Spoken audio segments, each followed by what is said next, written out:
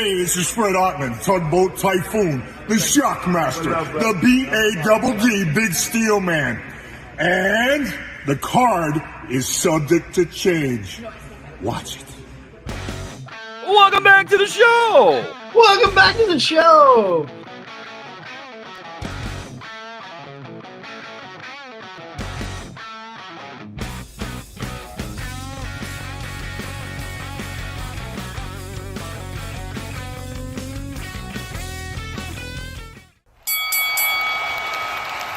And now, your hosts of the Card Subject to Change podcast, the For Frequency's Sake Tag Team Champions of the World, the Wizard CZ, and Never Wrong, Nick Bull.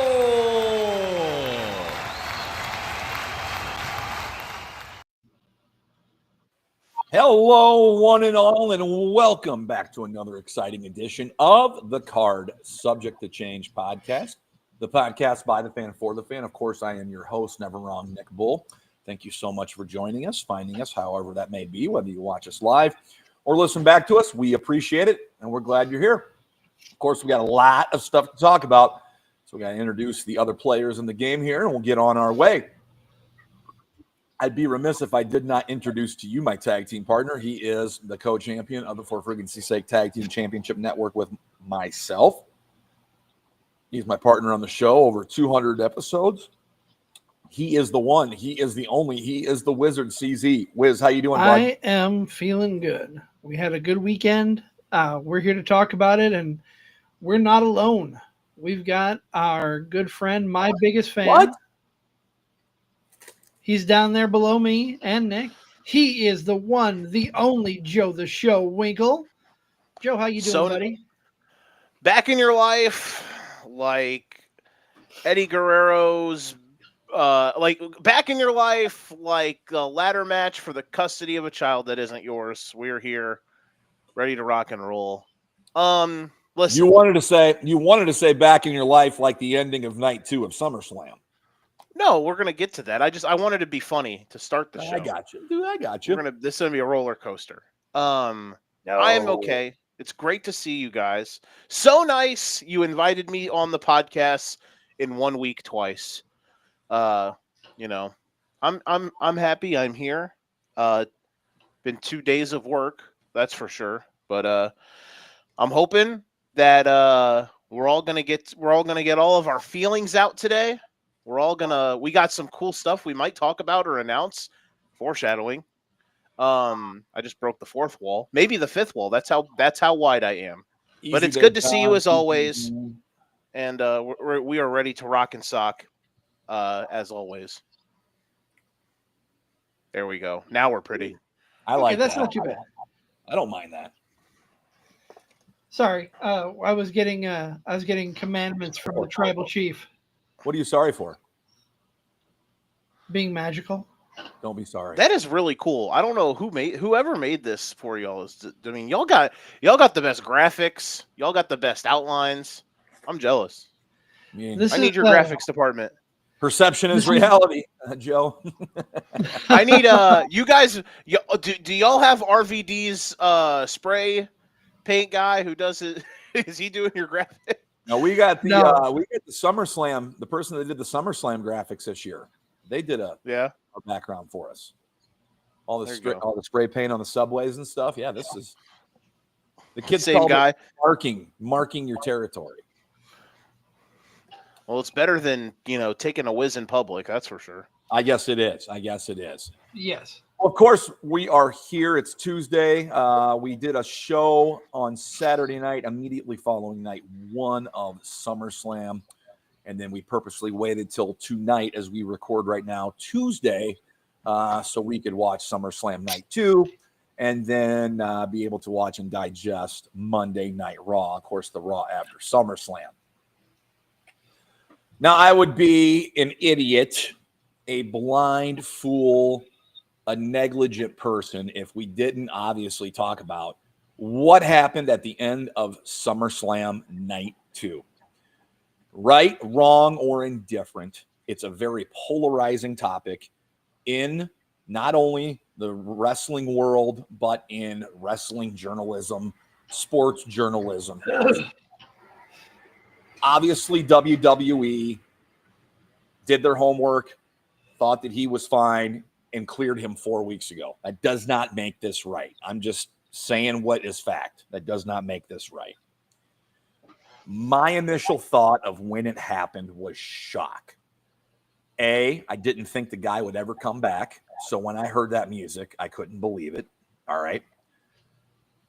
B, the reason why I didn't think he'd come back is due to this relative case that's going on right now with Vince McMahon and John Laurinaitis. And I know Brock Lesnar is not a defendant, but has been named in this case up to over 40 times, I believe I read.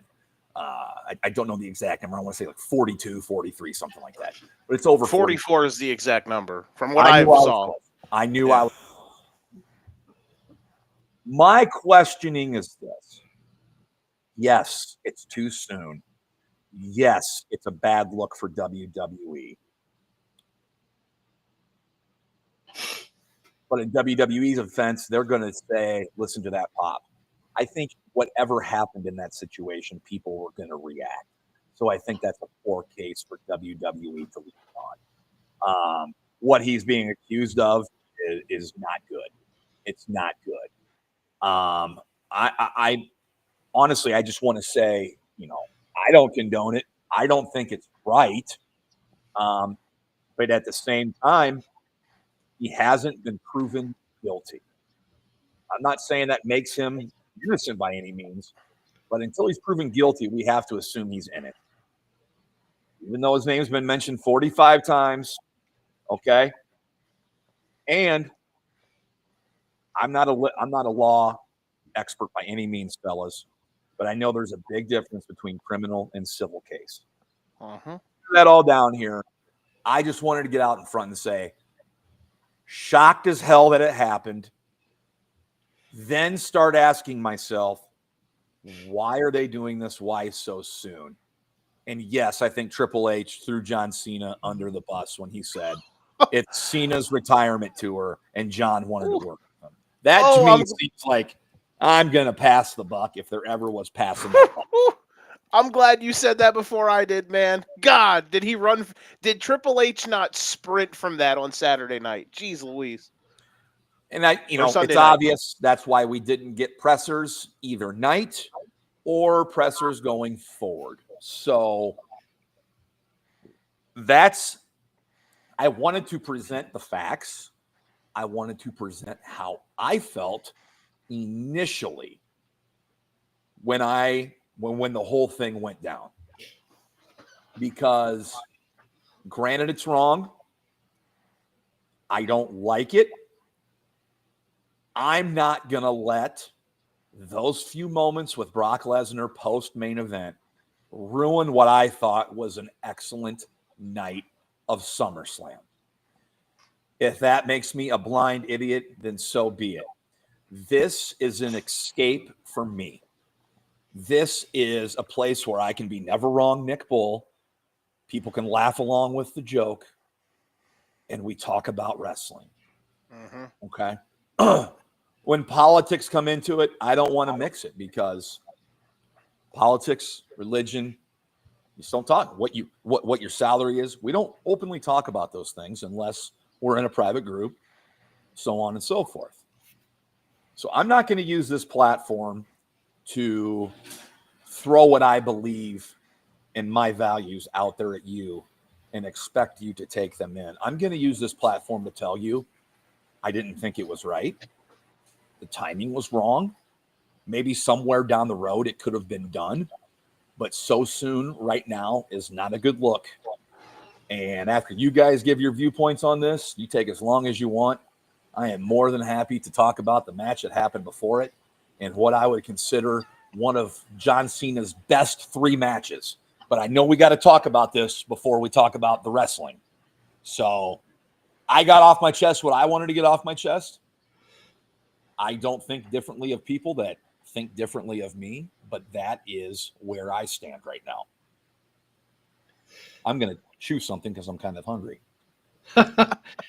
Joe, I know you're itching to talk, so I'm going to let you take the floor next. All right. Whew. That means we're saving the best for last, right? Okay. Yeah. Woo! I've been itching to talk. The first thing I looked at, so behind this, we're gonna do a little card subject to change Unreal here for a second, right? So we were thinking maybe we'll do a show Sunday Night Live, and then CZ texts us. He's like, "Man, I was up late." Because the three of us have a group chat, which is one of many group chats we both have. We're not exclusive here. We're not an exclusive throuple. We get out and around. We're not. So, I mean, we can be if you're. I'm kidding you, man.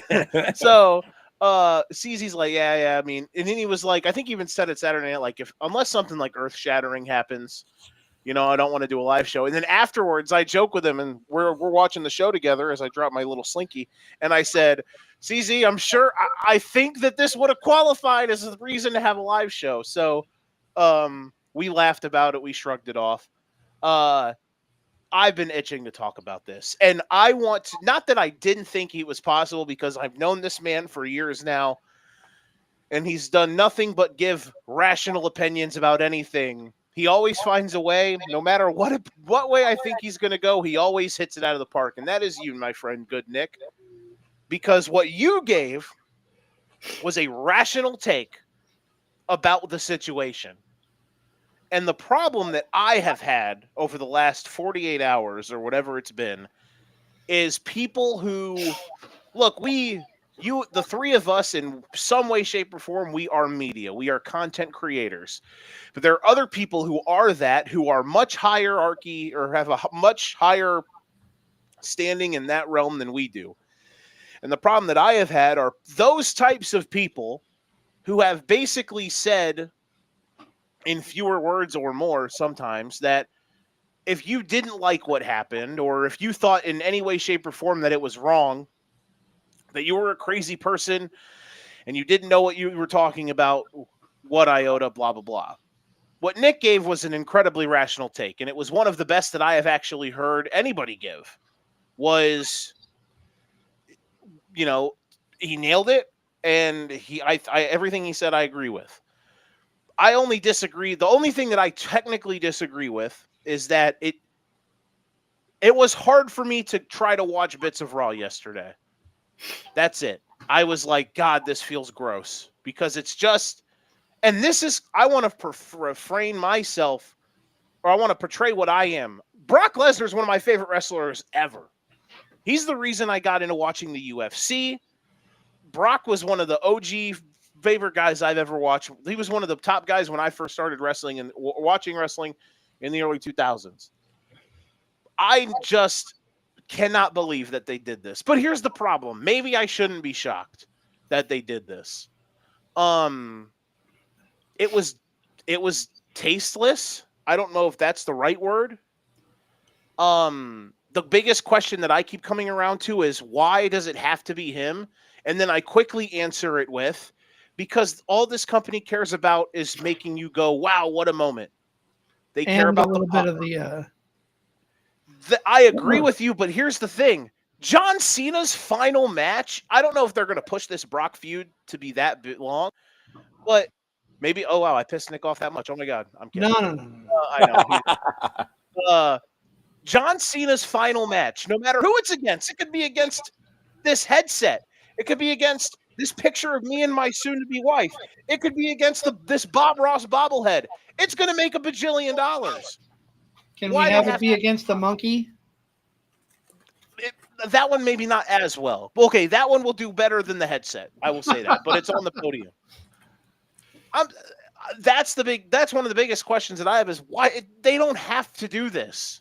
And then Triple H sprinting from the moment to say this was John's wanting, just like Triple H saying, allegations are allegations when they ask him questions about the lawsuit. Like, Triple H is one of the 12 worst PR trained people in the world, and it's hilarious to see him dodge stuff like this. Them stopping the pressers, there's two ways about it. One, it's a completely obvious why they did it, but also they didn't accomplish too much because you get people up there asking about what type of Waffle House order you would want. And you have those types of people that were asking those types of questions. So should they even have been happening in the first place? Probably not. At the end of the day, what Nick also said was true. Like, he is like innocent until proven guilty is a fact. But I'll tell you this, man, I can read text messages that are in open litigation that pretty much say allegedly that good old VKM used this woman that is suing the company to. One of the issues here is that he used this woman as a bargaining chip in one way or another, allegedly, to try to get Brock to resign. Apparently they never met for one reason or another, but stuff was sent, whatever have you. It would have been much better if this was over and then Brock came back. All in all, it left you guys were going nuts. I just sat there when it happened, like, I cannot believe they did this. And again, Brock's one of my favorite wrestlers ever. He's one of my favorite guys I've ever seen. He's an attraction. I've always loved Brock, but him being involved in this and then them doing this now, it's disgusting, and it sucks, dude. It sucks because do you know why?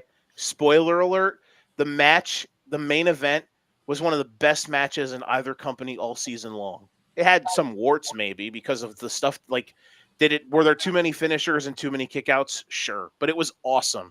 It was John Cena's best match in like 8 years. And he could have retired Sunday night, and I think we all would have been happy. If they would have said Sunday night was John Cena's last match, I would have been super fine if that's how he went out. But the clock kept ticking, the camera kept rolling, Brock Lesnar's music hit. And here we are.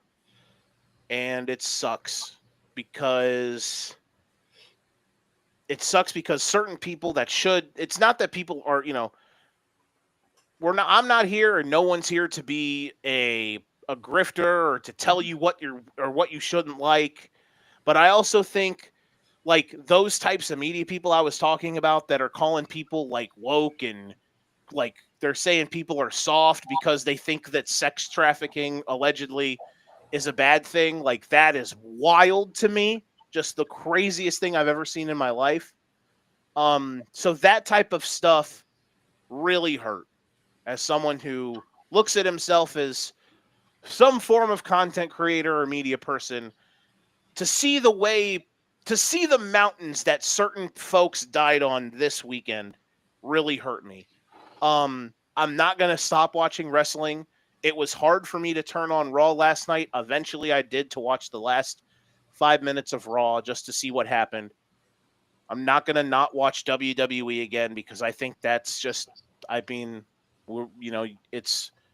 is, unless like unless this happened, and this is what I'm worried about, man. And then I will get on, and then we can get on to the good stuff. Because there was a lot of good stuff that happened on Sunday. I'm worried that stuff like this is a litmus test for them to bring the real devil back in some way, shape, or form. And that's what I'm terrified about. And I don't know. I'm scared. I'm terrified to see what the reaction is when that happens. Hopefully it never comes. All in all, felt good to get that out. I was holding just a lot of stuff in the last 2 days, but we're good. CZ, what do you got? Whew. So I am not going to be able to wax poetic like the two of you gentlemen did. You both had a lot of good points that I agree with. I can kind of see WWE's point of view on this. As much as I hate it, I don't like it, I don't condone it. It's like you said, Joe, disgusting, but no press is bad press. That is 100% their view. This got eyes that probably shouldn't be on the product, but now are because of his return. And it's not going to take away my love for the business. It's not going to take my enjoyment away from watching any wrestling promotion, whether it's WWE, whether it's on the indies, wherever. I'm not going to just say, okay, screw wrestling, I'm out. I'm not going to say screw WWE, I'm out. They still have a lot of good things going for them that I like to follow. And if you're gonna walk away from WWE or the business, that's on you. I understand your point of view, I understand your perspective, but that's not who I am, because this is my escape. This is my break from reality for 2-3 hours, however long a show is. And coming on here to talk about said break from reality with my friends and co-hosts, who Nick always, Joe whenever you are available, or any guests that we have.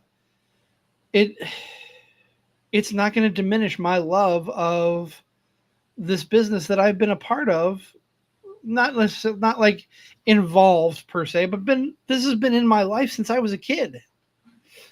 You know, we did not a tribute. It wasn't a tribute. We looked at Hulk Hogan when he passed a week or two ago, but we didn't look at the bad stuff, which I don't condone his behavior either as the man he is, but I can't negate his legacy.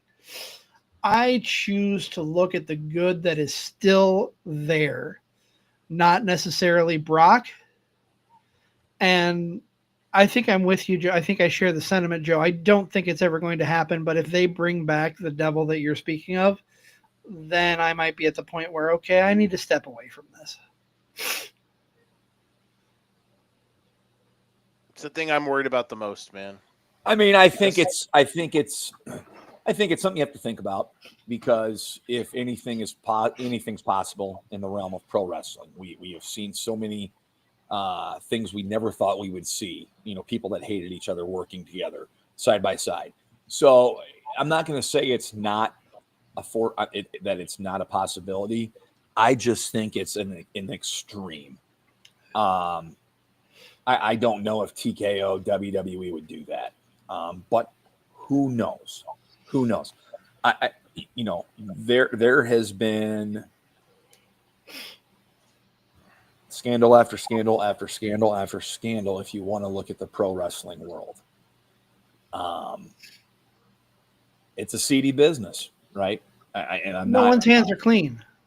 No one's hands are clean, and I'm not saying, what happened with WWE and Brock Lesnar is a good thing, but that doesn't make the fact that I like Gunther a bad thing because he works for them. That doesn't make Dominic Mysterio a horrible person, blah, blah, blah. That's just, sadly, it was at the culmination of a great event. And unfortunately, everybody is going to remember what happened afterwards. I've hardly heard anything said, or I haven't had a chance to. I haven't seen anything the last couple of days to read that talks about how good the main was overall. The event, the crowd, seemed to be down at different times. Crowd was awful during that Becky and Lyra match. If a live crowd that live crowd just crapped all over that match, and it wasn't a horrible match. And I felt bad after going back and watching for those ladies at times in that match. But that's neither here nor there. The weekend, I looked forward to it. It was a fun time. It was a good 2 nights of shows. Did I love everything on night one? No, there was probably one really great match, and the rest were kind of okay, but nothing was awful. And then night 2, I think was really good. And then, barring what happened there at the end of the show. So I'm ready to break down any match you guys want to, unless you guys got anything else that you want to say about the ending of SummerSlam and what's going to happen in the foreseeable future. The last thing I've got on it right now, going back to the part about Triple H, Triple Paul, passing the buck like he's so good at. I think I'm not kidding when I say how poorly PR trained he is. Like, I wish someone would get in his ear and say, dude, if you just answered to something or had better responses, it would maybe soften the blow a little bit. Like the way he originally handled the stuff when the lawsuits first came out. The way he handled, like, just the subtle shots that he takes to always put himself over. Like Saturday or Sunday night, after bringing Brock back, he sits on that desk with Joe Tess and Rosenberg and Big E, says, "This is wrestling. We don't sit and talk to people afterwards, blah, blah, blah." Like, dude, just stop. And then to say it was John's idea, like, that's the type of stuff, man. Like, if he would, like, I just own up to certain things or find someone to tell you how to give certain answers, man. That's the stuff that because they're saying the quiet part out loud to you. Like, they don't care. They don't care that this type of stuff could be, like, certain things are offensive. And it's like they're not treating certain things with the care that it should be. Like, oh, well, the people that were involved are gone, so there shouldn't be any problems now. Well, one of them is back, but it doesn't really matter because blah, blah, blah. And it wasn't my idea. It was John's idea. He wanted to wrestle him again. Like, that's the stuff. That stuff too. Like, I wish he was better at, but good luck. Because I don't know if he'll ever see the forest through the trees on that type of stuff. And that's that is just as shameful as the people that are in high media standings or people who cover wrestling, you know, dying on the hills that they died on this weekend. But yeah, man, it is what it is, and hopefully something moderately good comes out of certain things. Go sign up for the Toys for Tots League. That's a good thing you can do. There you go. That'll make you feel there good. You go. That's a segue. That'll make you feel good. It's a good thing. And you can have fun while you're doing it. So Toys for Tots sign up. They shut off here in, I think, about 9 days if you want to get involved in a league. So head on over to the site. Check it out. Sign up. It's easy. Say you want to play with CZ. Say you want to play with myself in a league. You get that option. Hey, you might want to be in a league with Joe the Show Monroe. Not Monroe, but Winkle. Joe the Show Winkle. Joe Monroe, I think, is playing with Joe. There's so many Joes in the wrestling world that I know. Maybe that would be my wrestling name, Joe the Show Monroe. Is Joe Monroe going to play, Chris? I don't believe so. I would like him to, but... Ooh, the evil twin of Joe Monroe. Calling you out, Joe Monroe. Sign up for fantasy football. Well, there you go. In fact, you know what? Sign up for fantasy football. There's the QR code. You can click on that. Hold your phones up to the screen. Click on that and sign up today. We'd love to have you in our leagues. I need to get that on my little thing so I can post that. But yeah, great. Yeah, give that. You know, post. Go give that some love. Put your phone there. Hit the thing. Go donate, and play some fantasy football with your friends. And give back to a good cause. Yes. Very good cause. And now for today's entertainment. So where do we want to start? I mean, dealer's choice. Should we just SummerSlam Night 2. I mean, they had SummerSlam Night 2 had a hard act to follow with how one ended. Did SummerSlam Night 2 live up to the expectations, and how did it compare to Night 1, guys? I think it lived up to the expectation. I think it exceeded the expectations, in all honesty, and I would put it better than Night 1 in a lot of regards. You know, like you said, it's hard to top that ending. How so? Well, the biggest standout for me is you said it. I don't remember you said it on air, if you said it to us before we went live, but one of Cena's best 3 matches. 100%. And that alone is worth the price of admission, because everybody criticizes Cena for his 5 or 6 moves of doom. You know, the you can't see me, the shoulder bumps, et cetera, et cetera. When he is on his game, the man can go. And he was very much on his game last night, or Sunday night, sorry. I thought he was brilliant. That match was great. I thought night 2 was better because there was better wrestling. The first 2 matches I thought were really good. The middle of the show was not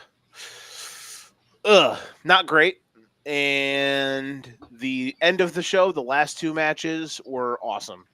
And overall, if you just cut the show off while John Cena's walking out of the ring, I think we have maybe not an all-timer, but it was a great night of wrestling. But yeah, when you look at the matches in general, the 4 of the 6 matches absolutely banged, and I had a great time. Yeah, you go back and look at this card. There was nothing overly really long.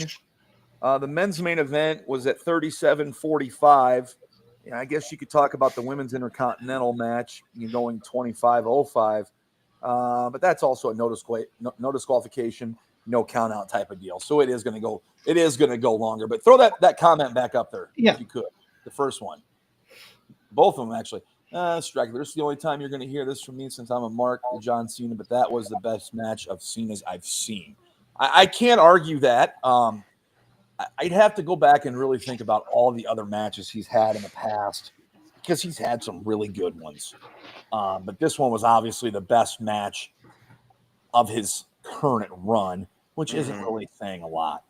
But of the whole, I don't know how this one gets topped, but I'm looking forward to seeing how it does. What was the other comment? I'll throw that up in a second, Nick. You mentioned this was in his top 3. What are the other 2 matches for you? I said I'd have to go back and think. I mean, I know there's some in his past. I know he had some battles with Edge that were good. And I'd like to go back. I think it's in my top 3. It could be number 1, but it's definitely up there. I'll throw Money in the Bank 2011 out there. That's an easy one. I think that's the best match he's ever had. I think it was his best. I think it was his best match since the AJ match at Rumble when he won the 16th title, which was in 2017. That was a really good match. I think that was the best. I think Sunday was the best match he's had in literally 8 years. Okay, fair enough to say. Anthony Bluer here. The women's triple threat could have been longer. I don't disagree there. What do you guys think about this? What do you guys think about the women's triple threat going on first, which essentially means that Becky and Lyra is the higher build match on the card? Is that something, or is that not something? I don't know that I agree that Becky and Lyra is the higher build match, because the opening match is one of the most important on any show.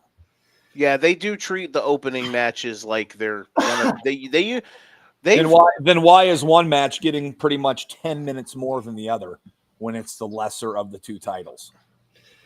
I think it's more because of the stipulation than anything else. Okay, that was a no disqualification match. I have a facetious answer to that. What's that? It's because the triple threat match wasn't an overbooked mess. Right. I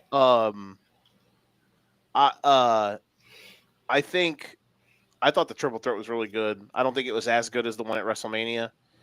But it was really good. Those 3 killed it. Women's wrestling is carrying in WWE in the year of our Lord 2025.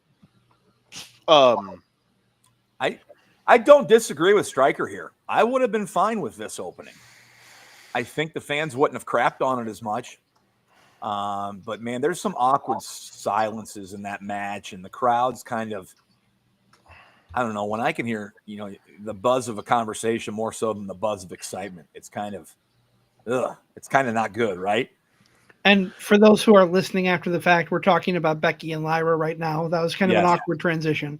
Yes. But yeah, I would have been okay with that opening the show. But honestly, if it were me, the women's triple threat, or the only thing that I would have switched it out with is Dominic and AJ. Yeah. Yeah. I would have switched. The only thing I really would switch is matches on certain nights, because I think the way the card was structured, it didn't do much of it didn't help in a way. You know what I mean? Like because but you also can't load up one night more than another. And that's what I think they did. That's the problem.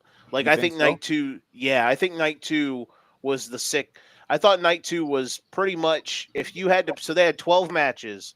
If you put them all together, I think the only two matches on night one that are even worthy of being in the top 8 are the first and the last match. And then the rest of and then the other 6 in the top 8 were the ones on Sunday.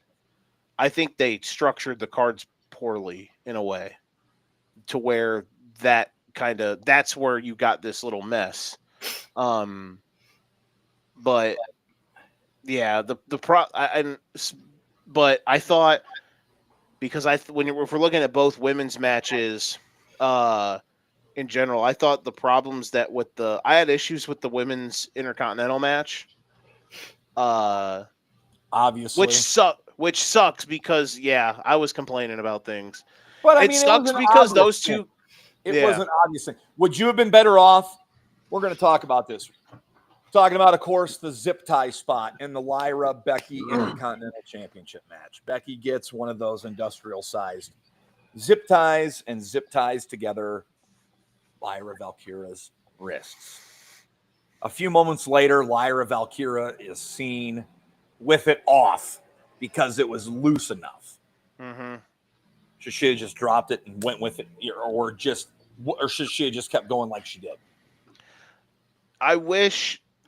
I guess I wish that it never became a thing. The problem with, which I guess is the easy way out, but that match was everything wrong with these WWE plunder matches, you know? And certain stuff was very overbooked for the melodrama. It didn't help that Bayley missed her cue twice. The only two things Bayley had to do in the match, and she missed her cue both times, and it made the finish sloppy, and it made her initial interference sloppy.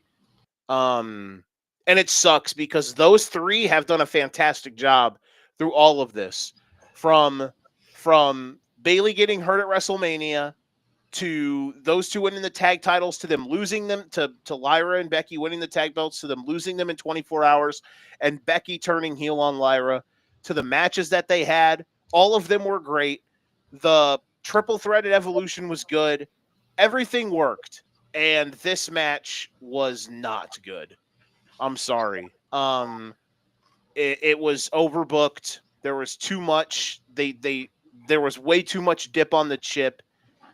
Would it have helped if this match was in an arena and the crowd was into it? Maybe, I don't know. But also, like, there was just certain things that were happening that I felt made it, that way. Like, way too much zip tie stuff. It didn't have the grit. It didn't have the heat that the other matches especially those two had before. And it sucks because the story they had told up to Sunday was awesome. It was worthy being middle of the card Sunday night of SummerSlam. And unfortunately, they were given a bad deck. Does that make sense? Do you think that's because the story was maybe running out of steam? I don't think so. I don't really think. I mean, maybe a little, but because everyone now is wondering, like, is Bayley going to turn on Lyra, etc. But I don't think so, because like all of these matches that they've had have been really good, and it's been going on for 4 months. This was a layup, man. Becky Lynch is not always my cup of tea for women's wrestling, but it's Becky Lynch in a stadium against one of the top young stars for their top mid-card title.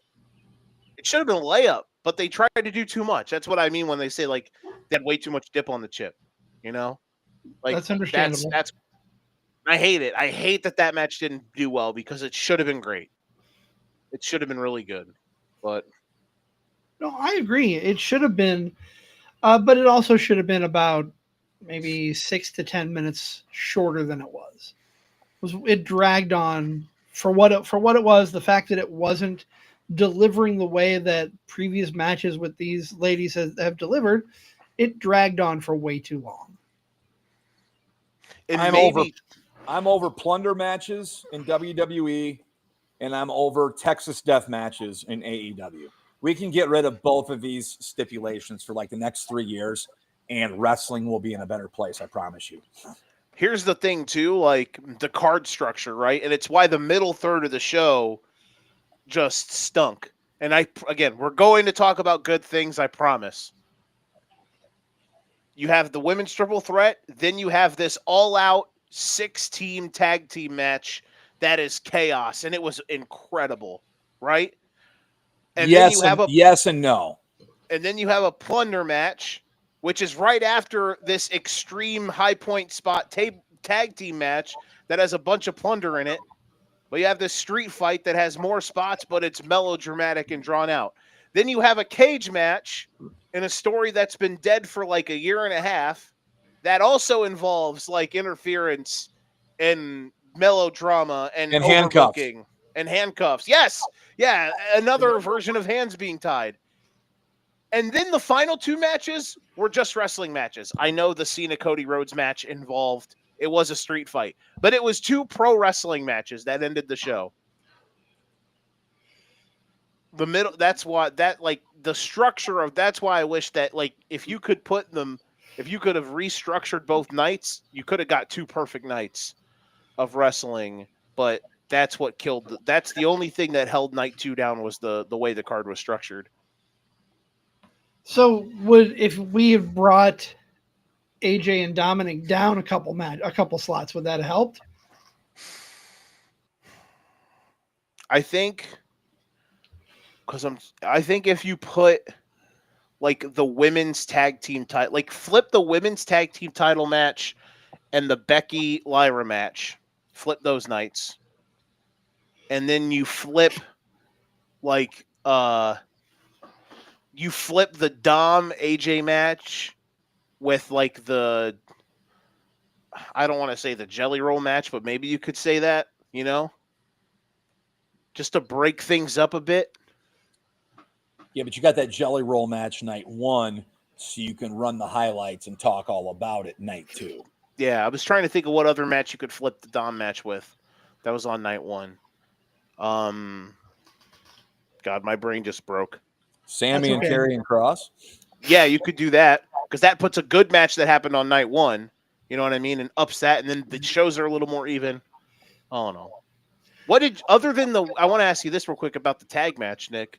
Other than the who won, is that the only thing that brought that match down for you? It was. Because I thought when we were watching that, we were having a great time. I feel bad for all the other guys in it because to me it was so obvious why they were winning. Think about it. What's your reason? I'm stumped. Hollywood Horror Nights, buddy. That's why they won. Oh yeah. That's why they retained. I would have thought that match would have been later in the night, considering that the biggest faces in the Wyatt 6 are faces. I guess, after murdering the backstage like 3 months ago, they're faces. But their entrance relies a lot upon the darkness and the people's phones, and they didn't do that really with it being so early in the show. So I thought it would have been later in the show. No, there were some great things in that ladder match. Hats off to everybody who participated in it. There was some crazy stuff in that thing. And I think everybody escaped unharmed for the most part. I have not read or heard of any injuries from that match yet. But it was crazy, dude. It was a however minute long roller coaster it was. I mean, there were some spots in there that made you, yell out loud, jump out of your seat, like, what the hell's going on here? But I mean, it delivered. It delivered. Other than who won it, I thought it was great. I thought all 12 people that I thought all 12 of them, and then some, because others like Candace, Nikki, the other members of the Wyatt group, they all clocked in. B-Fab even, shout out to her, I guess. All of them clocked in. and they went to work on Sunday. That's for sure. So I'm gonna put up a couple comments from Stryker because he makes some good points. First of all, Sunday night, not a single match didn't have a title on the line. Every match was for a title. That being said, yeah, Sunday night was all titles. That being said, should the United States Championship have been showcased at some point on the SummerSlam card? I mean, yeah. I mean, let's talk about all the names that weren't on this show. There are a lot of them. Yeah. You've got LA Knight not on the show. Stephanie Vaquer not on the show. Julia not on the show. I know I'm forgetting some guys that were not on the show. Andrade was on the show. Raw tag team belts not on the show. I mean, we get 6 championship matches on night 2, which I'm not complaining, but at Night of Champions, we only had 2 championship matches. I mean, let's look at something here. Yeah, I don't know. I mean, Joe recommended what he did with the changing of the cards to make the card nights better. I thought when they split the matches, I don't know if they could have split them better without those things that we talked about. So, we got Cody and Cena, which I believe is one of Cena's best matches. Dom and AJ, with AJ wearing the throwback to Eddie, with the tights, the boots, the entrance, everything.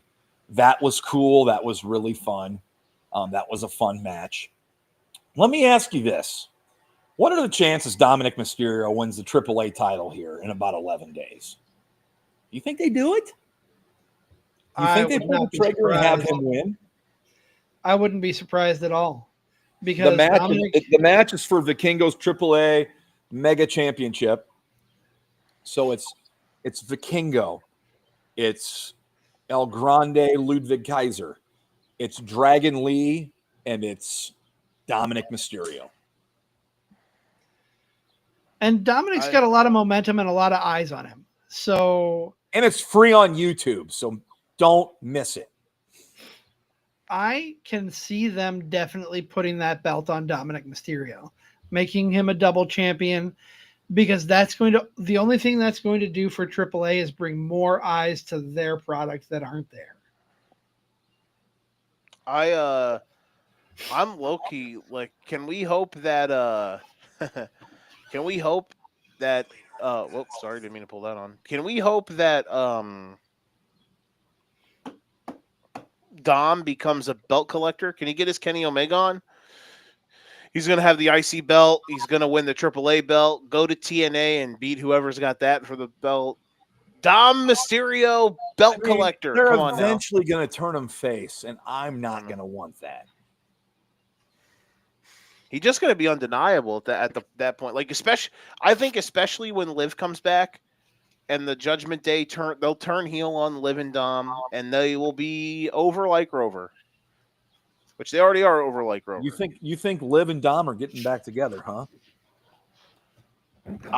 Yeah, I would hope so. Oh, I was hoping it was Roxanne. And then you got face Liv when she comes back. Mm-hmm. That's kind of where I thought they were going, but hey, I want whatever's going to be the best TV. And I'll leave it up to them to decide that. But man, I thought Roxanne and Liv would have a hell of a feud for the love of Dominic Mysterio. Ending in a ladder match. For the custody of Dom. That would be great. Maybe what if Dom was in the shark cage? Ooh. About like where he can't get involved. Sign me up. What sticks out to you next, fellas, from SummerSlam Night 2?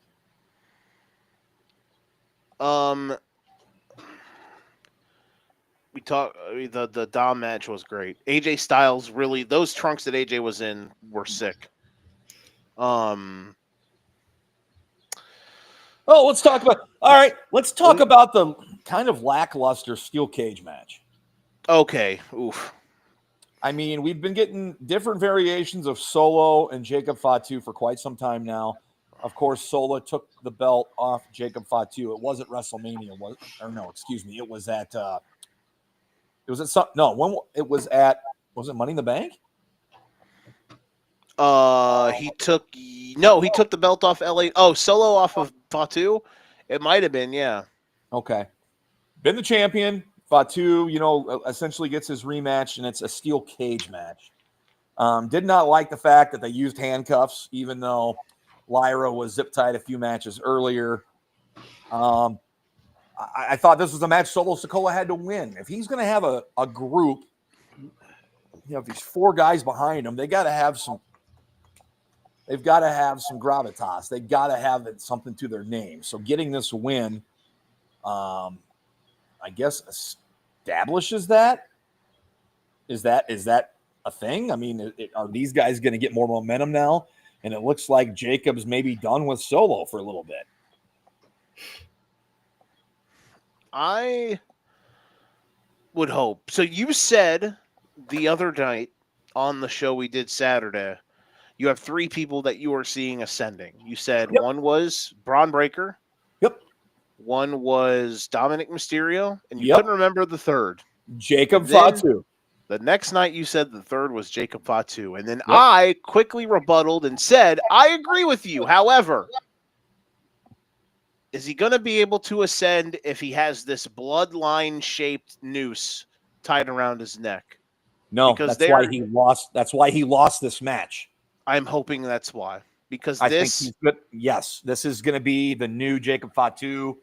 We're not going to mess around with the bloodline for now. We are going to be a big star on our own. That's where I think it's going. That's where I think it's going. That's where maybe I hope it's going as a fan. And I think that's where fans want it to go. Because he can only beat up on his family for so long, right?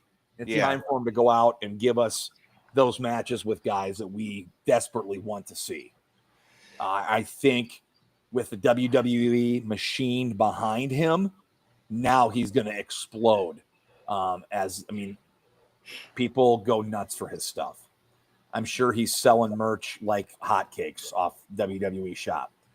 They're going to get behind him. They're going to push him even further. So, those are the three guys I think that are on a trajectory here, if you want to say. And if you want to throw in a fourth, I'll go Stephanie Vicaire. If you want to go with like the four people I think who are going to explode here real soon, if not already. Let's talk about Stephanie Vicaire for a minute. You mentioned she's not anywhere on the SummerSlam card. She has a women's title match in Paris at the end of the month. Yet where is she? Why is she not featured anywhere on this show? Yeah, I know she was in town for signings, the whole Fanatics Fest and all that hoopla. She's there. Maybe they just, didn't want to jeopardize something that they already have a program for. No need for her to get hurt against somebody when they've got a match set up already.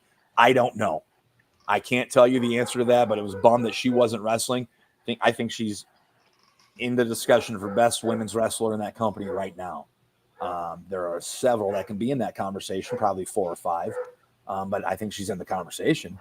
But no, I think because she already had a match locked up for Clash in Paris, which is at the end of this month, that's why we didn't see her on this card. That's fair. She's beating Naomi, right? Do we think she's beating Naomi? God, I hope she is. I hope she is, man. I think it's a big swing and miss if they don't. I think it's man, you had her dominate NXT in such a short amount of time. You had her get the belts off her, and now she is on the main roster. She's a star. Make her a star. Make her a star. A bigger star. Yeah. Don't disagree. Strap a rocket to her. Take her to the moon. To the moon. I want to backtrack a little bit, Joe. You mentioned I want to go back to talking about Solo and Jacob. Jacob is destined to be a world champion. I've said it before. I give him 2 years or less. Solo Sikoa has the chops to be good if done right, but you mentioned the bloodline noose. And I think that is going to hold him back the longer he has this faction behind him. I really do. Because I don't think they're trying to make this group as dominant as the actual bloodline was. And I don't think it's ever going to be there. I don't see it getting there.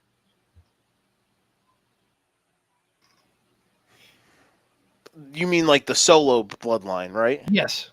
Yeah, I think so. They're destined. They're mid-card destined. I mean, that's kind of what they are, which is fine.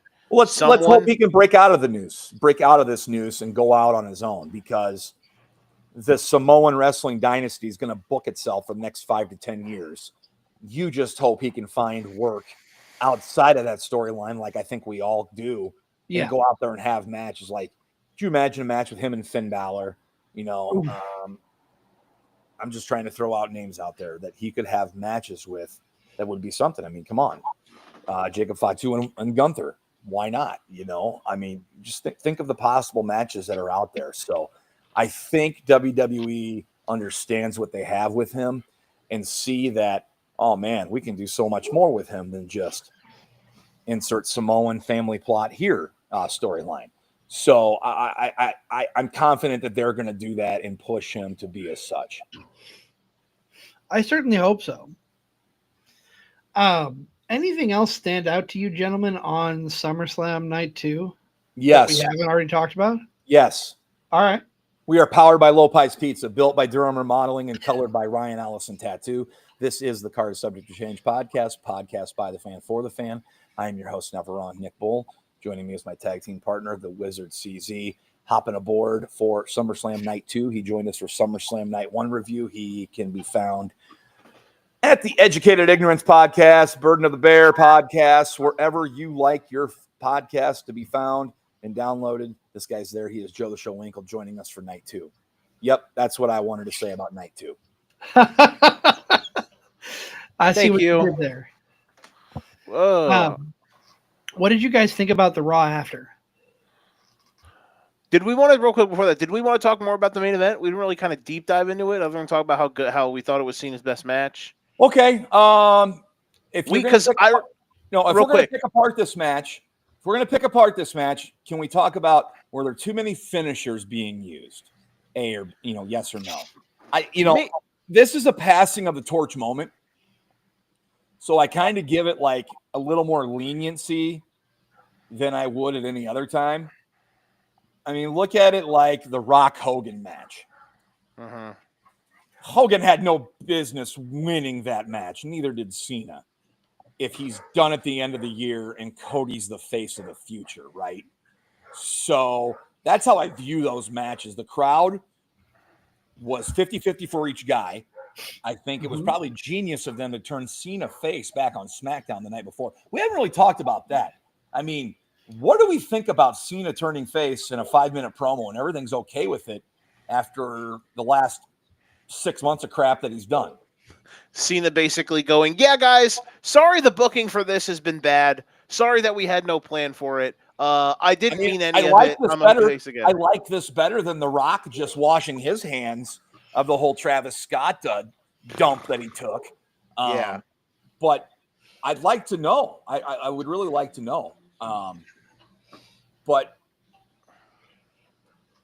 the GOAT, the all-time greatest doing it, and Cody Rhodes is the next guy up to lead this company.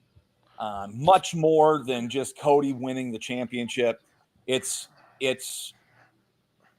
the torch being handed off. It's your game now. Go run it is what that was. And to me, that makes this match even bigger and the match even better when these guys went out there, did some pretty different stuff. I know there was like a million crossroads, but I think when it's like a title match, big deal in the wrestling world, a la like a WrestleMania, or when you're taking on John Cena, I think it's okay. So my thought process in all of this, when just looking at the match, to answer your first question, maybe 5 minutes less with a couple less finishers kicked out of. Do I wish that these matches could be 40 minutes without it without half of it being finisher spamming and kickouts. Of course I do, but it didn't kill it for me because I thought the match was awesome. It was so good. The thing that I wanted to bring up at the first, because our feed cut out Saturday night before we were able to give a prediction on the main event. I asked you guys afterwards while we were all watching what we were watching. I asked if, again, card subject to change, Unreal, episode 2, the prediction. I asked you guys, hey, if we would have picked, would we have all said Cena's going to win? We all said yes. And Cena lost. I think we all thought John was going to win last night. The only problem, and it's a small one that I have, well, it's a large one, but it's a small one because, again, the match was incredible. It sucks that there were about 4 or 5 moments in the match where I looked at you guys and said, okay, I'm scared because I'm waiting for someone's music to hit.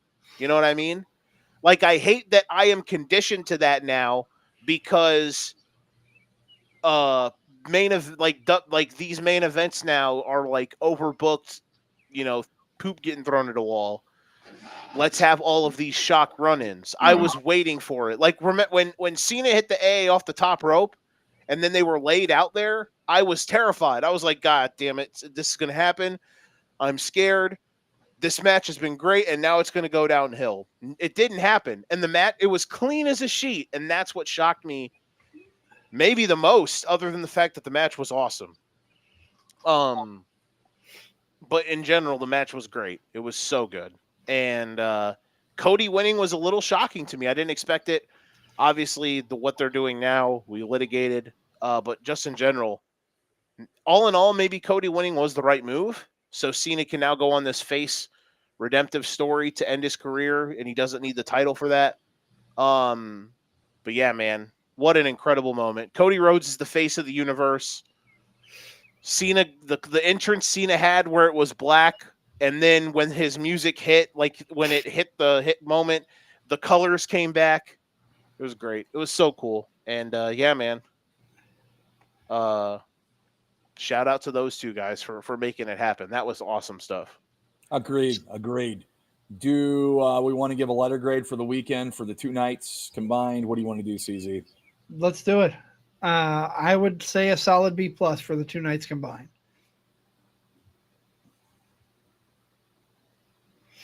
That's a great grade. I will say B-, just so I'm not copycatting you. I'll go B+. I'll go B+ as well. I was going to say B+ no matter what, even if you said it. I thought it was a solid show. Better than WrestleMania. But unfortunately, it's going to kind of be marred by what happened at the end of it. Yeah. I didn't let that dictate my letter grade.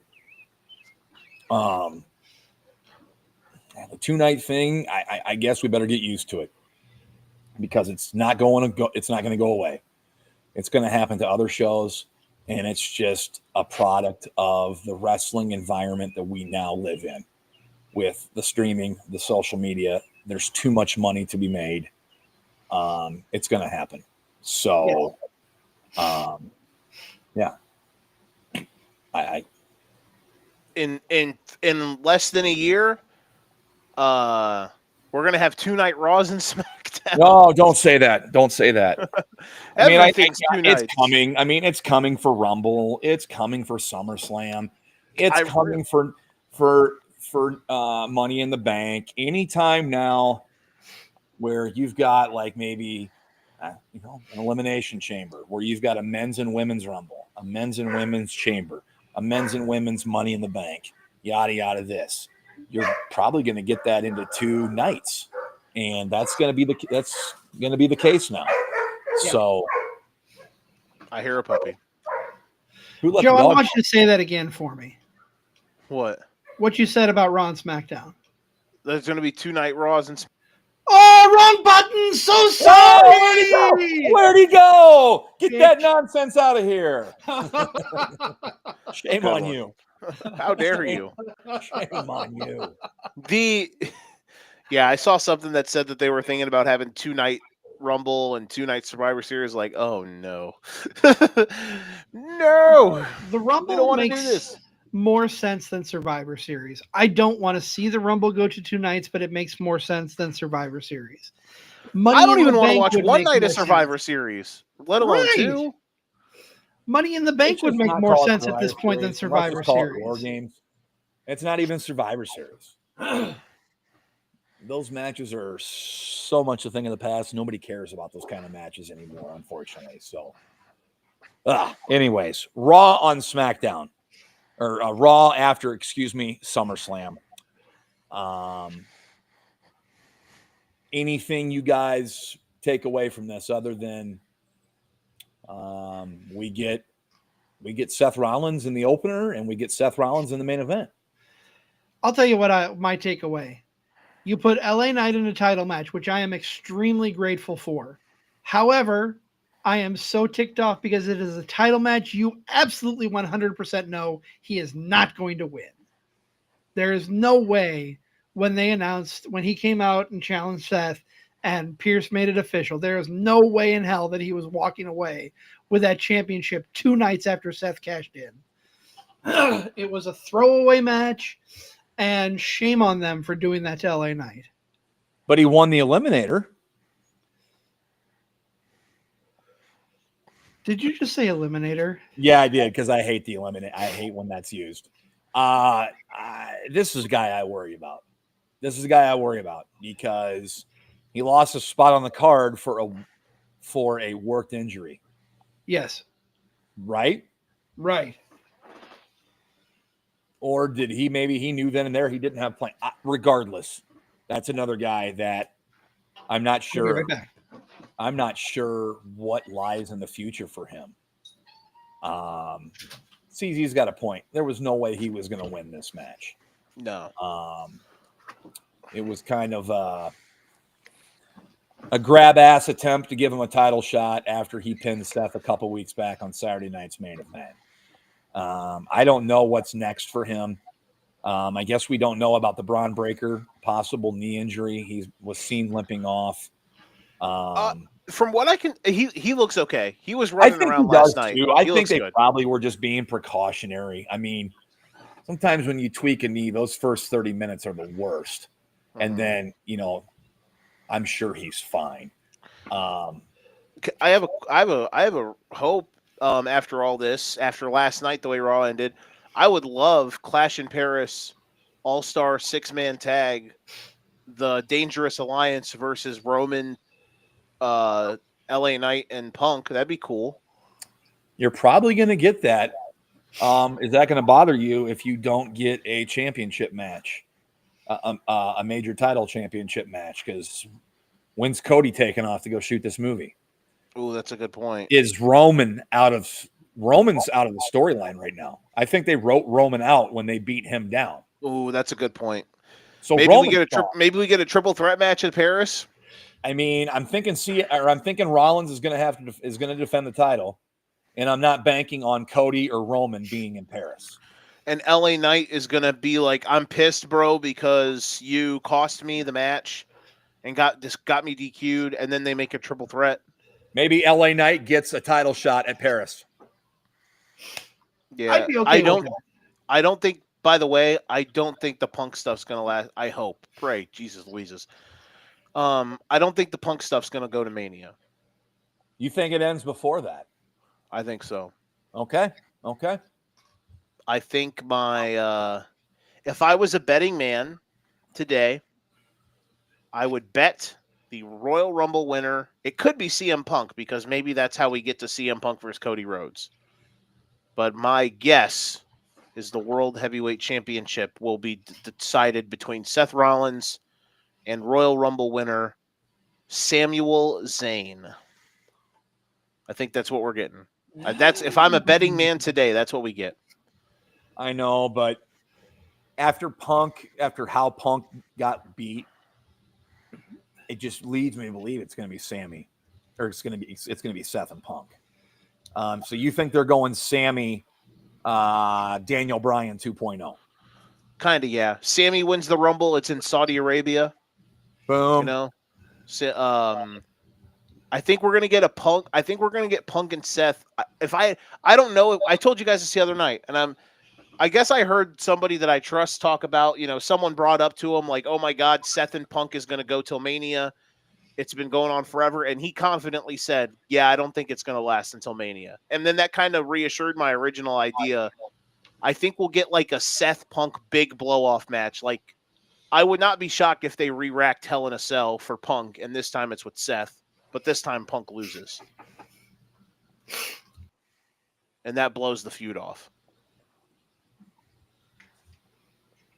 Because that would be a hell of a, hey, Punk and Seth in Hell in a Cell in October, for a world title. That's how you sell out. That is what you put at the top of a card. Make a B show mean something again.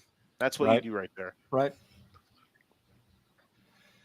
Can we address the new gimmick of Bronson Reed? Oh my God, the Shula Fala, the tribal thief, bro. Dude, I love it. Dude, it hasn't been done. That's the stuff I'm talking about, man. Be creative. He's going around stealing people's shoes when he beats the crap out of them. That's like bully shit. It's great. Bro, that was Can we just have it be Roman's shoes for at least a little bit longer? Like every time he sees Roman's, no one else wears as good as shoes as Roman, though. That's right. Oh, jeez. The Shula Fala. That got me last night. I saw that on Twitter when he said the wear of the Shula Fala. I wet myself. I was like, what if he has a Shula Fala made of all the shoes that he? That would go hard. That would be very heavy and probably uncomfortable, but also that would go hard. Dude, that'd be over. Yes. People would love that thing. And it would probably be good on the merch table too. Yeah, make your own Shula Fala. No, change your Christmas. Oh.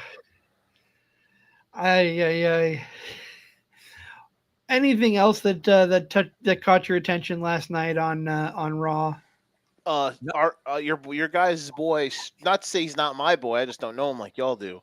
Stryker said that Becky Lynch promo was dope, and I saw a clip of it online. Oh boy, she damn, that hurt me, man. That hurt me. She was cooking, and bruh, that was crazy. I don't mind her having this IC belt. I understand they want to give these secondary titles a reason, a lineage, and with as much talent as there is, men's and women's, on both shows, I find these titles are, during the Attitude Era, some random ass Joe would hold these titles for a couple weeks and then it hot shot to somebody else for 2 more weeks. It's good to see that, though I'm not a fan of like the super, super long reigns for every freaking title, it's good to see that they're giving some name recognition to these titles. Yes.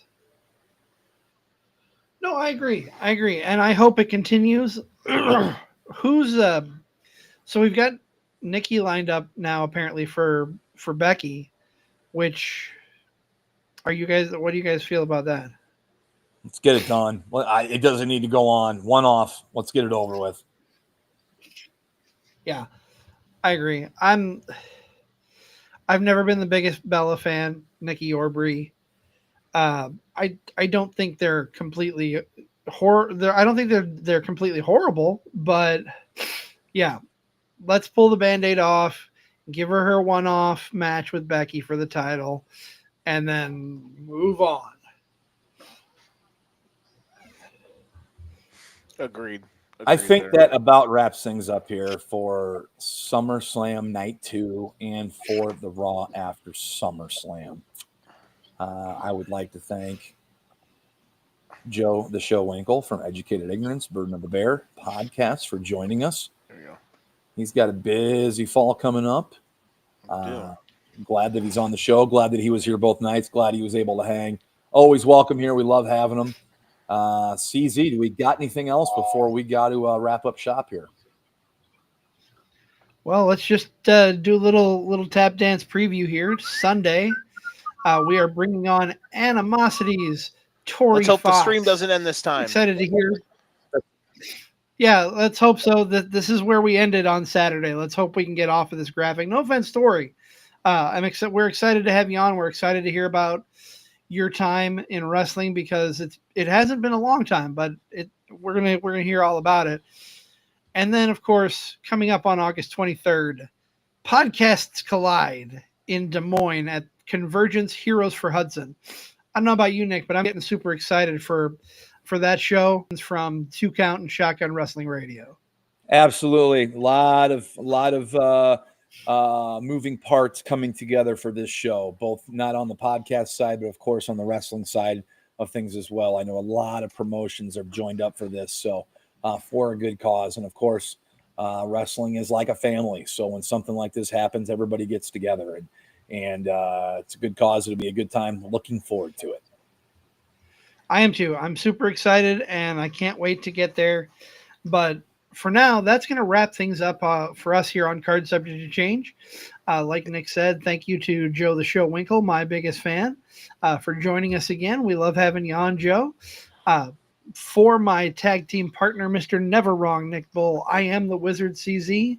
This has been Card Subject to Change, and we'll see you right back here next time for another episode.